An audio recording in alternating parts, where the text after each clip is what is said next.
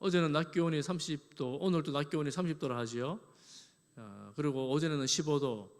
이 낮과 밤의 기온차가 이렇게 심한 날이 많지 않은데 1년에 그런 날 중에 요즘 이렇게 해당되는 것 같습니다. 여러분 환절기에 우리 감기 환자가 꽤 많아요. 여러분 환절기에 건강 잘 챙기시기 바랍니다. 옆에 분에게 이렇게 인사하겠습니다. 환절기에 건강 조심하세요.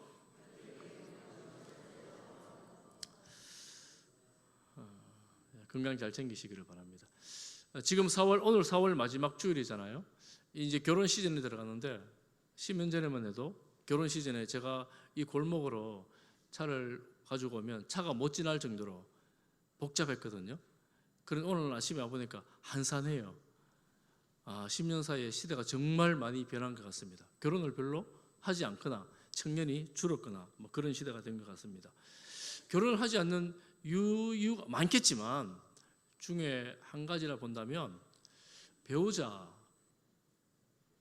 요즘 언론이나 뭐 프로그램 이런 걸 보면 배우자를 구하는 조건, 여기 여러분들의 자녀나 손자들이 데리고 올 배우자가 어떤 배우자였으면 좋겠습니까? 생각만 하십시오. 제가 이렇게 들어보면 하도 외모 그래서 외모가 전부 다인 것처럼 약간 생각하는 것 같아서 약간 걱정이 돼서 제가 좀 찾아봤어요. 실제로 진짜로 그런가 좀 찾아보니까 그건 아니더라고요.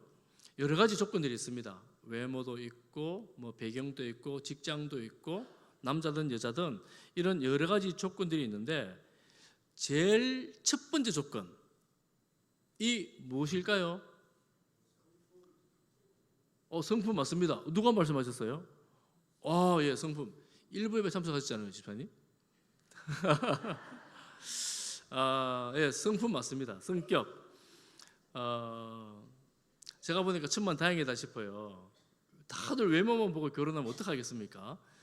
그런데 실제로는 보니까 사람들이 그래도 결혼할 대상은 성격이 중요하다 이렇게 보는 거예요. 성격 중요하잖아요. 잘 보이진 않지만 하나님도 우리의 외모보다 중심을 보시는 분이십니다. 오늘 본문 말씀에 하나님께서 중심을 본다는 내용의 말씀, 우리가 잘 아는 그 말씀을 오늘 봅니다. 오늘 보면서 우리는 어떤지를 한번 돌아보고 하나님께서 세우시는 그런 사람들 대열에 들어가면 좋겠다라는 마음으로 말씀을 봅니다. 여러분 15장 28절 말씀에 보면 우리 지난주에 보았던 말씀인데 하나님께서 사울을 버리셨어요. 버리시면서 뭐라고 말씀하시느냐 하면 이렇게 말씀하시죠. 15장 28절에 보면 여호와께서 오늘 이스라엘 나라를 왕에게서 떼어 왕보다 나은 왕의 이웃에게 주셨나이다. 이 나라를 떼가지고 왕의 이웃에게 줬대요. 사울 왕은 초대 이스라엘 왕인데 통일왕국 이스라엘 왕인데 얼마 지나지 않아서 이 폐위 선언을 듣게 되고 다른 왕에게 주게 됩니다. 우리는 그 사람이 누군지 너무 잘 압니다. 여러분 그렇지만 사울은 이웃에게 준다니까 이웃, 가까이 있는 사람, 알만한 사람 이런 사람이 왕이 된다는 거예요. 궁금하지 않습니까? 얼마나 다르길래, 얼마나 잘하기에 뭐 그런 생각 들지 않겠습니까? 그 이웃에 대해서 오늘 16장에서 말씀을 합니다. 사무엘은 자기가 세웠던 사울이 하나님의 버림을 받았다, 하나님의 말씀을 버렸기 때문에 그도 버림을 받았다는 사실을 선언을 듣고 돌아갑니다. 누가 마음이 아팠냐 하면 사무엘이 마음이 아픕니다. 신정 정치에서 왕정으로 바꾸는데 땅에서 중추적인 역할을 했던 사무엘, 그가 세웠던 기름 부었던 왕이 폐위 선언을 받으니 그는 마음이 얼마나 낙심이 되겠습니까? 그럼 하나님은 그에게 가서 네 언제까지 그렇게 울고만 있을래? 이렇게 말씀하십니다. 너 더 이상 그렇게 앉아있어서는 안 된다라고 말씀하십니다. 그러면서 내가 왕을 하나 보았으니까 가서 기름을 부으라 그럽니다. 현직 왕이 있는데 또 다른 왕에게 기름을 부으라 그러는 거예요. 얼마나 위험천만한 말입니까? 사울이 나를 가만두지 않을 겁니다. 죽일 것입니다. 이렇게 말하니까 베들레헴에 가면 제사를 드리러 왔다고 그래라 이러면서 실제로 제사의 자리를 마련하여 베들레헴까지 가게 됩니다. 여러분, 하나님 앞에서 살아가는 사람은 때로는 낙심하고 때로는 슬픈 일이 있어도 하나님은 그를 버려두지 않습니다. 이런저런 이유로 불러내시는데 오늘 본문에서 보면 낙심에 빠져있던 사무엘을 불러내십니다. 여러분, 예수 믿는 사람도 하나님을 믿는 사람도 때로 그럴 때가 있습니다. 낙심할 때가 있어요. 실망할 때가 있습니다. 마음이 무너질 때가 있습니다. 내가 정말 주님을 위해서 열심히 일했는데, 이렇게 헌신했는데, 나는 나름대로 최선을 다했는데 돌아보니까 남은 게 하나도 없는 거예요. 오히려 그게 해가 된 거예요. 하나님이 나를 버린 것 같은 그런 느낌이 들 때가 있습니다. 그렇게 준비하고 기도하고 준비했는데 무능하게 느껴질 때가 있습니다. 몸과 마음과 손발에 힘이 쫙 다 빠져버린 거예요. 울고 있는 거예요. 나는 뭔가? 내가 했던 거는 뭔가? 사울이 저렇게 무너지기까지 나는 아무런 도움도 되지 못하고 나는 어떤 존재인가? 이럴 때에 하나님께서 그를 부르셨습니다. 여러분, 성도들은 이런 느낌이 들 때가 있지만 이런 느낌 때문에 낙심에 빠져 좌절의 웅덩이에 허우적거리고 있는 그런 인생이 아닙니다. 하나님은 그를 불러내시는데 무엇으로 불러내시는가 하면 사명으로 불러내십니다. 네가 할 일이 있다. 네가 이것 해야 된다. 이렇게 불러내십니다. 오늘 제가 이 말씀을 한 번 더 할 텐데, 두 번 더 할 텐데, 아이고 내가 이 나이에 무슨 사명이 있나 이렇게 생각할 우리 어르신들 많으니까 여러분 말씀을 잘 들으시고 우리 어르신들도 하나님의 음성에 귀를 기울이시기를 바랍니다. 왜냐하면 우리가 이 땅에 살아가는 동안 하나님께서 그저 보낸 인생은 아무도 없습니다. 하나님께서 각자 개인에게 뜻을 두시고 목적을 두시고 이 땅에 우리를 보내셨기 때문에 그저 온 인생이 없어요. 그렇다면 우리가 하나님 앞에 서는 그 순간까지 하나님이 내게 주신 사명이 분명히 있다라는 사실을 오늘 깨닫게 되기를 바라고 하나님 앞에 돌아 나오기를 소망합니다. 이제 오늘 그 과정을 봅니다. 이제 사명을 가지고 베들레헴으로 내려간 사무엘은 그 베들레헴의 장로들을 불러놓고 제사를 준비하면서 이새의 가족들을 청합니다. 이새의 아들들을 청합니다. 이새 아들들을 청해놓고 아들들이 사무엘 앞으로 한 명씩 지나가게 합니다. 장남 엘리압이 사무엘 앞에 딱 섰습니다. 사무엘 마음에 강한 감동이 있었어요. 이 사람이구나. 키도 출중했습니다. 인물도 너무 좋았어요. 전혀 돌아볼 것도 없어요. 이 사람이구나. 그런데 하나님께서 말씀하십니다. 무슨 말씀일까요? 오늘 읽었던 말씀 7절, 우리 7절 너무나 중요한 말씀인데 같이 한번 더 보겠습니다. 시작. 여호와께서 사무엘에게 이르시되 그의 용모와 키를 보지 말라. 내가 이미 그를 버렸노라. 내가 보는 것은 사람과 같지 아니하니 사람은 외모를 보거니와 여호와는 중심을 보느니라 하시더라. 여호와는 무엇을 보십니까? 중심을 보시는 하나님. 중심은 우리 내면, 속, 마음, 진실됨, 신실함, 진정성 이런 말로 표현할 수 있지 않겠습니까? 하나님은 엘리압의 중심이 하나님을 버렸기 때문에 그를 버렸다 이렇게 말합니다. 그러면 한 사람 기억나죠? 사울이 외모가 출중했잖아요. 사울이 다른 사람보다 키가 컸잖아요.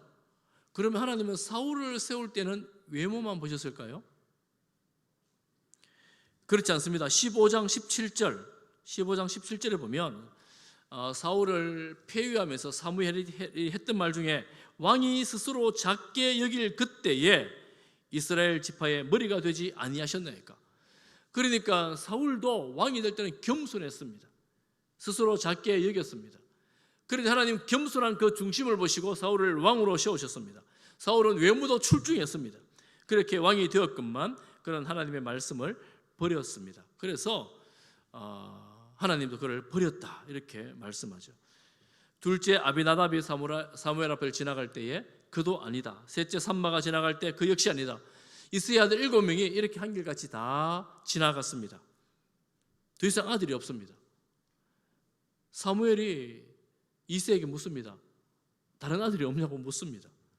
그런데 이새가 하는 말이 막내가 있긴 합니다만 막내가 여기 없습니다. 그러는 거예요. 이 막내라는 말의 원어 의미는 작다는 뜻입니다. 막내가 작잖아요. 아마 청소년쯤 된 것 같아요. 어린 청소년쯤. 사무엘, 그 당시 이스라엘의 그 선지자, 제사장, 이스라엘에서 가장 위대한 사람이 자기 집에 와서, 그 지역에 와서 제사를 드리고 청함을 받았는데 자기 아들을 빼놓고 온 거예요. 그럼 여러분, 이게 좀 이상하지 않습니까? 아니, 다 데리고 와야 되지 않습니까? 양을 치는 게 중요하긴 하지만 누구에게 맡길 수도 있는 일 아닙니까? 그러고 보면 이 우리가 아는 막내 다윗은 이 집안에서 소홀히 여김을 받는 사람이구나 하는 생각을 할 수가 있습니다. 집안에서 그다지 중요하다고 인정되지 않는, 그야말로 말 그대로 언어 의미대로 작은 사람으로 인정을 받았구나 하는 것을 생각할 수가 있습니다. 좀 어색하지요? 막내가 저 준수한 형님들을 제치고 기름 부음 받는다. 이것도 좀 어색하긴 하잖아요. 그런데 이 다윗을 데려와 보니 그의 빛이 붉고 눈이 빼어나고 얼굴이 아름답다. 외모도 못나지 않았어요. 아이는 작았는지 모르지만 외모도 못나지 않았습니다. 하나님께서 사무엘에게 말씀하십니다. 이 아이에게 기름을 부어라. 하나님께서 외모가 아니라 중심을 보신다 했으니 이 다윗의 중심이 하나님께 합한 거지요. 그럼 중심이 뭐겠습니까? 진실했을 것이고 신실했을 것이고 또 하나님도 사랑했을 것이고 온갖 좋은 말로 다 붙여도 부족함이 없을 만큼 하나님 앞에 이 중심이 확인된 다윗입니다. 이렇게 기름을 부었을 때에 하나님의 성령으로 충만하게 되었습니다. 진심이 중심이 하나님께 합당하다고 인정받은 다윗은 기름을 부을 때에 성령으로 충만하게 되었습니다. 그러니 얼마나 탁월한 사람이 되었겠습니까? 우리는 다윗의 이 진심에 대해서 본문에는 잘 나오진 않는데 그의 시편, 고생할 때마다 지은 노래들, 찬양들을 보면 이 다윗이라는 사람의 마음이 이렇게 한결같이 주님을 바라보고 있구나, 한결같이 주님 안에 있구나 하는 것을 우리는 알 수가 있습니다. 우리가 사람의 마음을 보지 못하기 때문에 사람의 마음을 볼 수 있는 것 한 가지가 있는데 그의 행동입니다. 우리는 사람의 마음을 다 알지는 못하지만 그의 삶이나 행동을 보면 그의 마음이 어느 정도인가를 알 수가 있는데, 우리가 다음 주에 볼 17장에 보면 여러분 34절, 35절을 한번 보십시오. 보면 골리앗 앞에 서기 전에 사울을 설득하는 다윗이 하는 말입니다. 34절, 35절 우리 같이 한번 읽어보겠습니다. 사무엘상 17장 34절, 35절입니다. 시작. 다윗이 사울에게 말하되 주의 종이 아버지의 양을 지킬 때에 사자나 곰이 와서 양떼에서 새끼를 물어가면 내가 따라가서 그것을 치고 그 입에서 새끼를 건져내었고 그것이 일어나 나를 해하고자 하면 내가 그 수염을 잡고 그것을 쳐 죽였나이다. 여러분 어떻습니까? 청소년 다윗이 양을 칠 때 사자하고 곰하고 싸워가지고 쳐 죽였대요. 괴력의 청소년이었을까요? 삼손 같은 청소년이었을까요? 아마 조금은 과장이 있지 않을까 싶긴 한데 이 말에서 그의 마음을 볼 수가 있습니다. 그가 맡겨진 일에 대해서 어떤 마음으로 일을 했는가, 그의 중심이 무엇인가를 볼 수가 있습니다. 양을 지킬 때 사자가 곰이 왔는지는 모르겠지만 이런저런 짐승에 대해서 두려워하지 않고 물맷돌을 던져 맞히고 때로는 힘써 싸우고 양을 지키기 위해서 자신을 던져 지켜낸 거예요. 밤낮 양떼를 끌고 다니면서 푸른 초장으로 쉴만한 물가로 때로는 아픈 양을 돌보고 때로는 똥에 엉켜진 그 양을 씻어내고 때로는 밤에 잘 때는 밤하늘의 별을 보면서 시를 지어 하나님을 노래하고 하나님을 찬양하고 때로는 낮에는 물맷돌 던지기를 열심히 연습을 하고 때로는 근육도 기르고 때로는 운동도 하고 이래서 들판에 있든지 산에 있든지 양을 지키는 데 최선을 다하여 노력을 한 것입니다. 이럴 수 있잖아요. 내가 막내인데 형들이, 큰 형들이 있는데 어린 내가 와서 이 밤낮 양을 치라니 아버지도 너무 무심한 거 아닌가? 여러분 이럴 수 있잖아요. 아버지가 어떻게 나한테 이런 일을 시킬 수가 있어? 이럴 수 있잖아요. 실제로 보면 좀 소외된 것 같아요. 다음 장에 보면 형들도 다윗을 조금 무시합니다. 그런 다윗은 집에서는 소외받는, 무시받는 그런 막내 작은 자였는데 밖에서는 그가 맡겨진 일에 대해서 힘이 닿는 대로 최선을 다하여 열심히 살아가는 것입니다. 마음이 있는 사람은 이렇게 행동하죠. 이런저런 사리 분별을 못해서가 아니라 소외되고 내가 험한 일 하는 것이 서럽고 안타까워서가 아니라 맡겨진 일에 대해서는 하나님 앞에서 하는 것처럼 최선을 다해서 열심히 따라가는 것입니다. 요즘 세상은 어쨌든 외모를 중요하게 생각하는 세상입니다. 눈에 보이는 것을 중요하게 하는 세상이, 중요하게 보는 세상이 되었습니다. 눈에 보이는 것이 공평해야지 다 공평하다고 생각하는 그런 세상이 되었습니다. 그렇지만 하나님은 중심을 보십니다. 하나님은 속 마음을 보십니다. 그 일의 동기를 보시고 그 일의 방향을 보십니다. 모세도 그랬고 바울도 그랬습니다.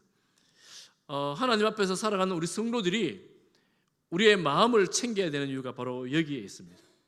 그리고 우리가 어떤 일을 하든지 마음으로 해야 할 이유가 바로 여기에 있습니다. 하나님이 보시는 것은 중심이고 마음이다라는 사실을 꼭 기억할 수 있기를 바랍니다. 하나님께서 하나님의 기름을 부었을 때에 다윗은 성경에 보니까 하나님의 영으로 일하기를 시작합니다. 그래서 사울은 어떻게 되었을까요? 사울은 14절, 여러분 14절을 한번 보십시오. 오늘 본문 16장 14절 같이 보겠습니다. 시작. 여호와의 영이 사울에게서 떠나고 여호와께서 부리시는 악령이 그를 번뇌하게 한지라. 번뇌하다는 말은 원어의 의미는 두렵게 하다, 또 겁을 준다, 이런 의미가 있습니다. 아니 하나님께서 부리시는 악령이라니, 그리고 하나님의 영, 성령이 떠나가시다니. 구약 시대에는, 구약 성경에는 어떤 사역을 위해서 하나님께서 성령을 주시기도 하셨고 때가 될 때는 거두어 가시기도 하셨습니다. 지금 하나님의 영을 사울에게서 거두어 가셨습니다. 그 전에 주셨잖아요. 왕이 될 때 성령을 부어 주셨는데 이제 거두어 가십니다. 그리고 악령을, 하나님이 부리시는 악령이 그에게 두려움을 주고 번뇌를 주고 고통을 주기를 시작을 했습니다. 이 악령을 하나님이 그러면 다스려가지고 사람을 괴롭히시는가 이렇게 생각할 수 있는데, 욥기를 보면 1장에 보면 하나님께서 사탄에게 허용하시는 것이 있습니다. 이 세상의 모든 것이 하나님의 주권하에 있는데 허용하시는 게 있어요. 그리고 허용하시는데 허용에 제한이 있습니다. 그래서 제한하시면서 그들을 시험하시기도 하시고 훈련하시기도 하시지요. 지금 사울은 하나님이 부리시는 이 악령에 의해 고통, 번뇌 가운데 빠졌습니다. 신하들이 그것을 보고 알았어요. 다른 사람이 봐도 알아요. 악령이 저를 괴롭히는구나. 한 가지 대안을 제시합니다. 수금 잘 타는 사람을 데려와서 악령이 부릴 때에 수금을 타면 악령이 떠나갈 것이다. 요즘 하는 음악 치료가 벌써 그 시대에 있었던 것 같아요. 이 신하들이 알고 있었어요. 그렇게 말하니까 그 중에 한 사람이 이렇게 말합니다. 내가 수금 잘 타는 사람 알고 있습니다. 그 사람은 무술도 능해요. 생기기도 잘생겼어요. 그리고 말도 잘합니다. 이러면서 말을 하는 거예요. 찾아보니까 그 사람이 누구 알고 보니까 베들레헴에 사는 이새의 아들이라는 겁니다. 이름이 뭘까요? 다윗. 이 다윗은 집에서는 소외되어 있었고 감추어진, 숨겨진 그런 아들이었는데 밖에 나와서는 주변 동네에서는 이미 알려진 사람이었습니다. 아, 다윗 하면 노래 잘하고 수금 잘 타고 무술 잘하고 용기 있고 말 잘하는 다윗, 알고 있었던 거예요. 이 다윗에 대해서는 다음에 한 번 더 상세히 볼 수 있기를 바랍니다. 그런 사람으로 알려져 있었고 왕의 신하가 그를 데리고 이제 왕에게로 돌아오라는 명령을 받고 이새에게로 갑니다. 이새는 왕의 명령을 받고 이런저런 선물을 준비해서 다윗을 시켜 왕에게로 보냅니다. 왕에게로 간 다윗은 아마 왕 앞에서 이런저런 말을 하고 이런 일을 했겠지요. 사울이 다윗을 보면서 크게 기뻐했다, 사랑했다 이렇게 말합니다. 그래서 다윗을 자기의 신하로 삼고 그 곁에 두었습니다. 그리고 다윗이 악기를 연주할 때, 수금을 탈 때에 실제로 악령이 떠나가는 그런 일들이 있었습니다. 정말 놀라운 일이죠. 왜 놀라운 일일까요? 사실은 위험한 일입니다. 위험하기 그지가 없습니다. 왜입니까? 현직 왕 앞에 이제 왕으로 기름 부음 받은, 아직 즉위식을 하지 않은 왕이 만나게 되는 거예요. 나이 많은 현직 왕, 그리고 아무도 모르는 기름 부은 다윗 왕이 만나는 겁니다. 가까이 있는 겁니다. 여러분, 무슨 사건이 나도 나겠지요. 얼마나 위태위태합니까? 그렇게 사울과 다윗이 만나게 되었습니다.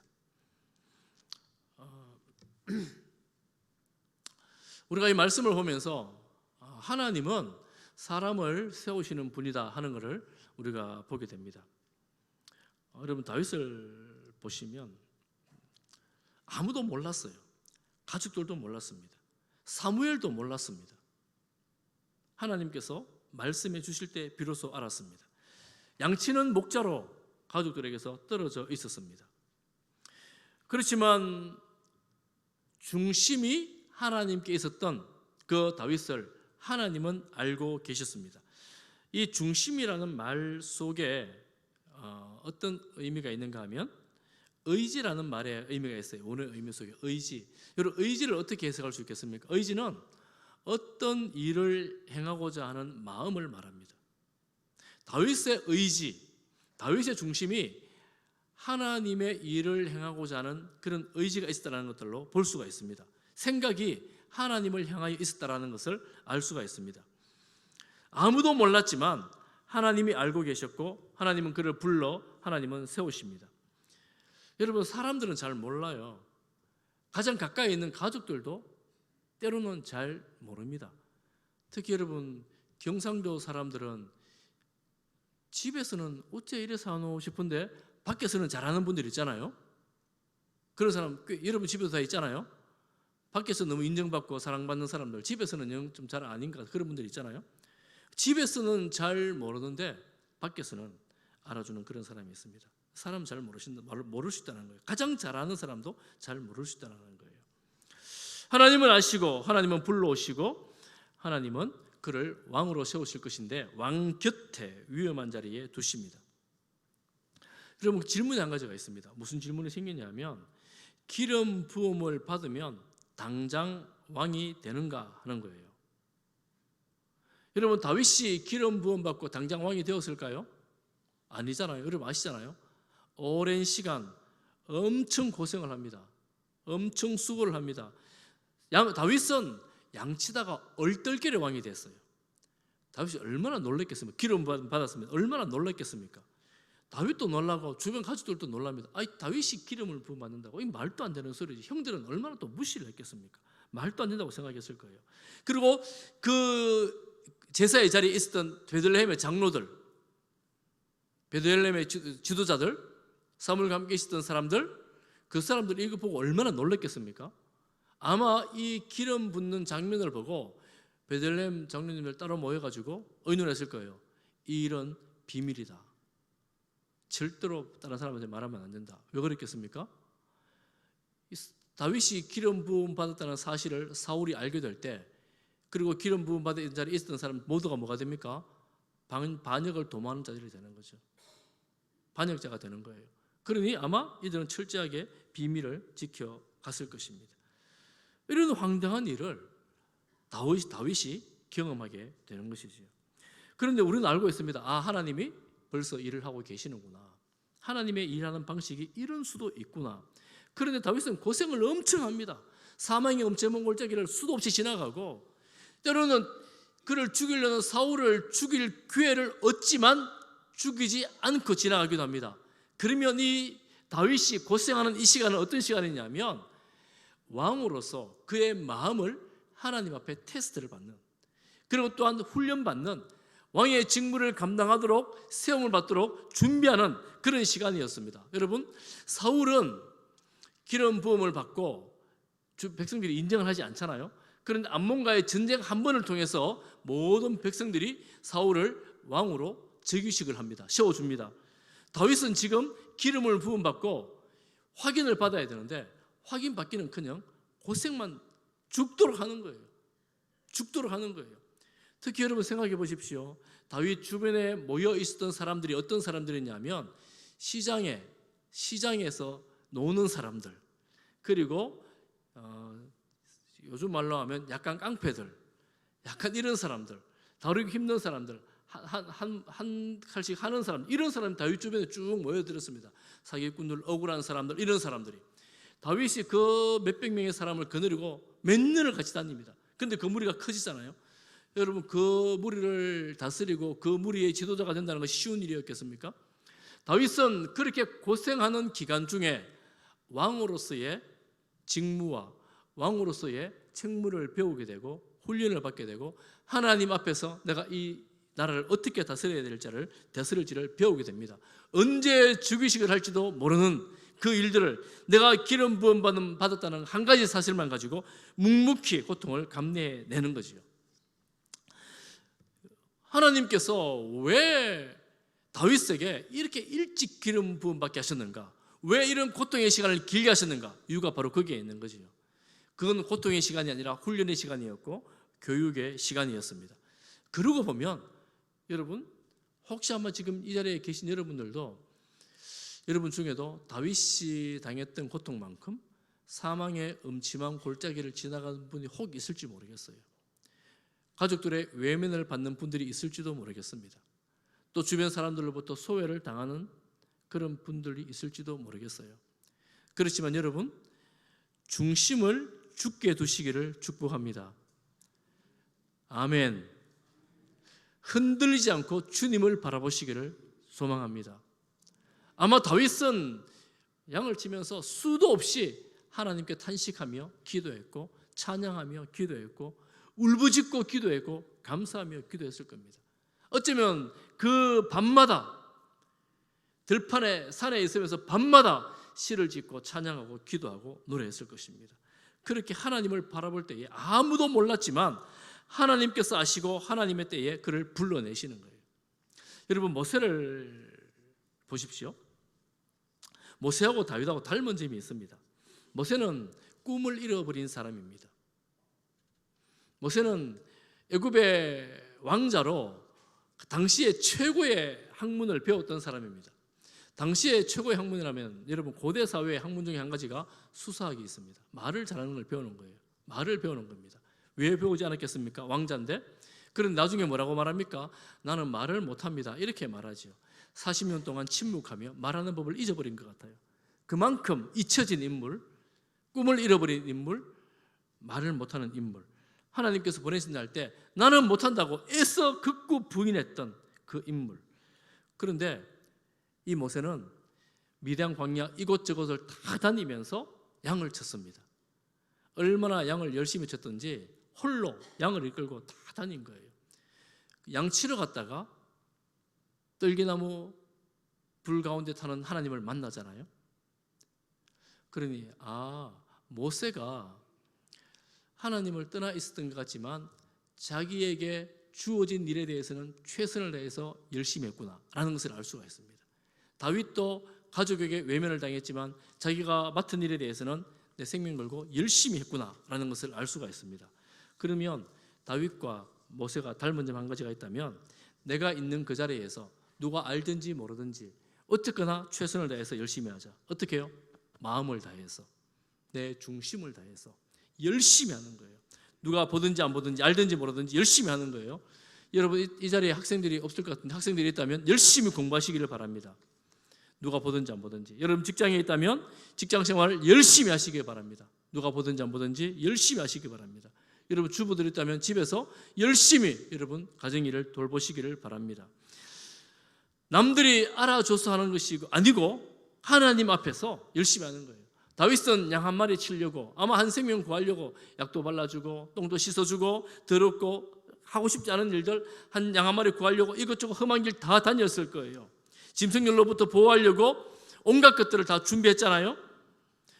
여러분, 우리 청년들 다음 세대가 너무나 힘들다는 시대 아닙니까? 여러분 열심히 공부하셔야 돼요. 자격증을 준비하셔야 돼요. 또 뭐 운전면허증, 영어 공부하셔야 돼요. 내가 일하고 있는 그 영역에서 최선을 다해서 실력을 길러야 돼요. 대충 적당히 해서 내가 그냥 뭐 이 정도 하면 되지, 이것이 아닙니다. 책을 읽어야 돼요. 몸으로 일해야 합니다.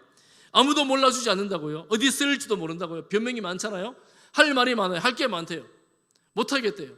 할 게 많대요. 뭐 하냐고 보면 이제 이거 게임하고 있고 인터넷 보고 있고 뭐 이런 경우가 많더라고요. 보니까 여러분, 우리가 나 자신의 인생을 어디에 써야 할지, 어떻게 준비해야 될지, 내가 뭐가 더 중요한지를 알고 그 일에 집중해야 됩니다. 첫 번째로 드려야 될 시간이 하나님을 만나는 시간입니다. 하나님을 예배하고 말씀을 묵상하고 말씀을 읽고 말씀을 내 삶에 적용하며 그 신 하나님을 예배하는 시간. 여러분, 그 일에 최선을 다해 마음을 쓰시기를 바랍니다. 그리고 여러분 준비해야 될 그 일에 최선을 다해 준비하시기를 바랍니다.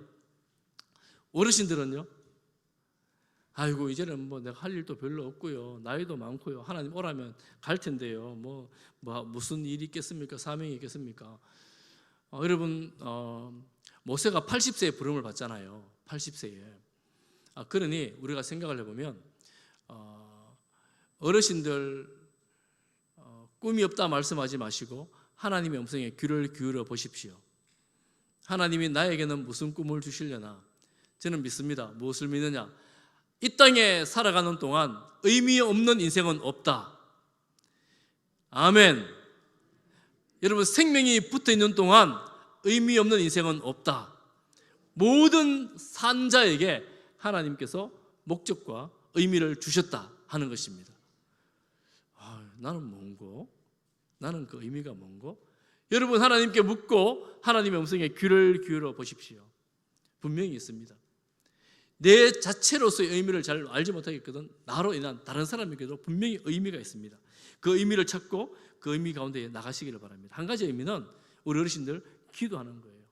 내가 생명이 있는 동안 하나님의 이름을 부르리라 기도하시기를 바랍니다. 다음 세대를 위해서 기도하시고 교회를 위해서 기도하시고 나라를 위해서 기도하시는 것, 너무나 큰일 아닙니까? 아무도 몰라요. 사람들 잘 몰라요. 아이고 저 어르신이 뭐 하려고 그러나, 저 아이가 뭐 하려고 그러나, 뭐 혼자 열심히 뭐 하는데 뭐 하는지 잘 모르겠어요. 몰라도 괜찮아요. 알아주는 사람 없어도 괜찮아요. 누가 알아요? 하나님이 아십니다. 하나님이 보고 계십니다. 무엇을요? 여러분의 중심을 보고 계십니다. 우리의 중심을 보고 계십니다.